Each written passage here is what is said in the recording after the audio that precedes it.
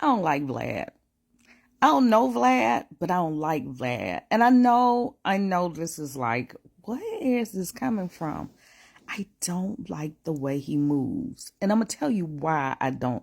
It's a lot of stuff he's done that's like really sus to me. And the community he tries to overinflate his relationship with just because you interview a whole bunch of people in the community don't make you part of the community, so you have to respect the community, because that's how we do when we move in other people's community. You just can't do that.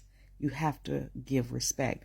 But there are things that Vlad has done that I appreciate, but I'm not a fan of Vlad's. And here's what I most dislike, which is stop interviewing people and asking them to tell on other people about things they think instead of things they know. Let them, if you're being interviewed, talk about you and your life. And if you have to talk about somebody else, talk about other people in proximity to you. Not, don't get on there. And it's not just Vlad that does this. So it's other people that do it too, but he does it a lot, which is you're asking one person to talk about another person so that you can then jump in.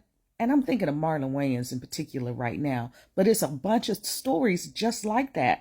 Like you're asking other people to talk about something that you really want to talk about, but you get people that look like us to talk about it. And I got a problem with that. But here's what I do appreciate you though, Vlad, because you helped me connect the dots with the Tupac thing and Diddy. I've been trying to do that for years because you know how, first of all, people of color, we just have ancestral wisdom, and you better know what it is. You better recognize your power. You better understand what all of this is really about.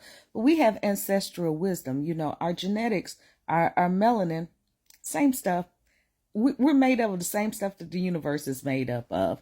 And so we have this genetic code where we just know stuff. And Black women in particular, we really just know some stuff. And I knew, couldn't prove it, but I knew your boy had something to do with Pox. And I love Tupac. When I tell you I loved me some Tupac, I didn't know Tupac, but I loved me some Tupac because Tupac was like, I think was it Maya Angelou that called him that? I think somebody called him the poet laureate of our generation. And he was that. Pretty sure it was Maya. But he was that. He was definitely that.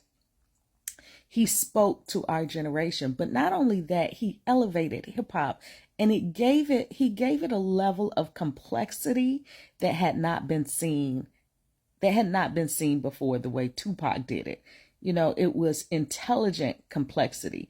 It was, people like, oh, he was a thug, but then he was intellectual, but then he was, fun loving, but then he was this. Who are you really? We're all of that. Like all of us are all of that. And especially back then, that generation as we were coming up, we're all of that. But he was the best of all of that. And he could verbalize what we were thinking in ways we can't. And we know that made him public enemy #1. We know that. Because that's a dangerous thing when you've got a voice that is so powerful like that. So I always knew that your boy had something, just my spirit knows. My spirit be knowing these things. He had something to do with that, but I couldn't put my finger on it, couldn't prove it. And then the way it played out, and it was just a series of interviews. He didn't say it directly, so that's where I give Vlad credit. He was able to do the interviews and these interviews were all over the place and everybody was doing a bunch of different interviews. And I've seen, I don't know, I'm almost I consume a lot of media. So I've seen all these different interviews with different people, but I like to connect dots. That's what I used to call myself when I worked in corporate America. I'm a dot connector. I am able to put stuff together. But when he did that, he did it too. And when he did the Keefe D interviews, and then he interviewed a bunch of different people like T.K. Kirkland. When you start to put all these things together, then you get the whole picture of what happened. And it makes you wonder. And then they start to talk about people you didn't know nothing about. like T.K. Kirkland's roommate, Zip. Why you got a roommate at that age? But that's T.K. Kirkland's roommate, Zip. And you know, and Keefe D's nephew. And you got to go back and watch those interviews. Those are really good interviews, and it kind of helps to paint a story. And then you understand that, you know, and all this stuff is alleged because there's other people talking about what happened, but at least they were talking about their own experiences with that situation. And it makes you go, who else might have been involved that knew what was happening but turned a blind eye? Because maybe Tupac was just a little too powerful for the hip hop community. You know what I'm talking about. This, that Fred Hampton type stuff. You know what I'm talking about. You know what I'm talking about, right? So it makes you wonder, that Huey P. Newton type stuff. So it just makes you wonder how that stuff was able to happen. And then, there's more than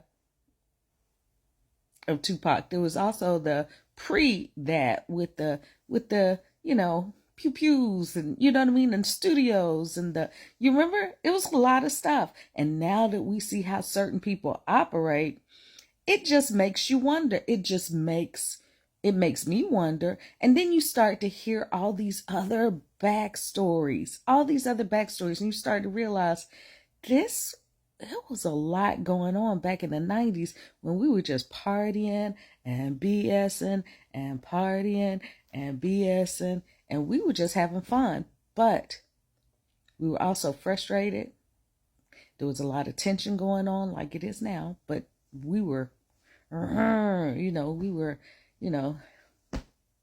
sounds of the funky drummer. You know what I'm saying? It was that type of tension in the air. Go watch Do the Right Thing. You'll kind of get a little small glimpse of it. But, I don't know. I am looking, and I'm probably going to help you connect a lot of these dots because I, again, have consumed a lot of media.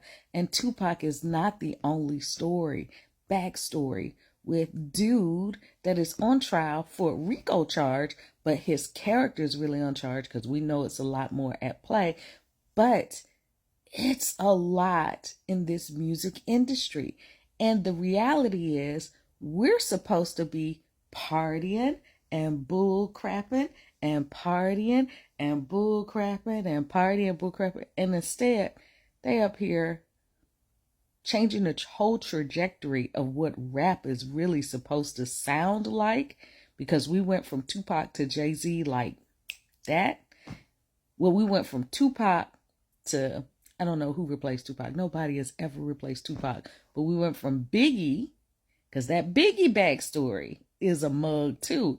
We went from Biggie to Jay-Z. And no knock to Jay-Z, because he's one of my favorite rappers of today, but none of them could hold a candle to Tupac and Biggie.